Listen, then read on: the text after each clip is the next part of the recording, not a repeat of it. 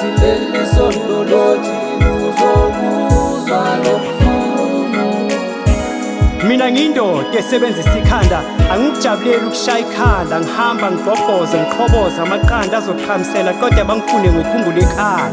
Ngiyindoda ngisebenzisa ikhanda, ngiyindoda ngisebenzisa ikhanda, angithandi ukuvuswa ngovivi kusempondo zankomo, sekukhona abantu abazoletha isisu bazobika icala ngoba kunenje edla amaqanda lapha ekhaya. Ngiyindoda ngisebenzisa ikhanda, ngiyindoda ngisebenzisa ikhanda, ngazi kahle ukuqala kokuhlakanipha sukushaya ikhanda kodwa kumesaba uThixo. Namhlanje le mali esichithayo nale phuze sisichithayo omunye wethu yophoqelela ukuthi sanibona nonke emakhaya. uZulu Mnyama la, uZulu the poet, siphethe the good news. uSihle uzoba akhipha i-EP yakhe ngomhla ka-10 wakaJulayi, so uzobe ayikhipha kuma-digital platforms.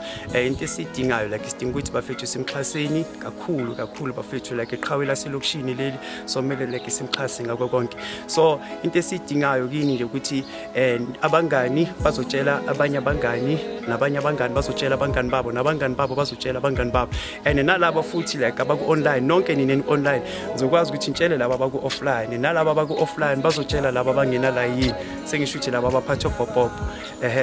Ngomhla ka-10 uzobe akhipha i-EP yakhe, so into esidinga ukuthi simxhaseni bafethu sharp. Leli sondo lothi leli sondo lothi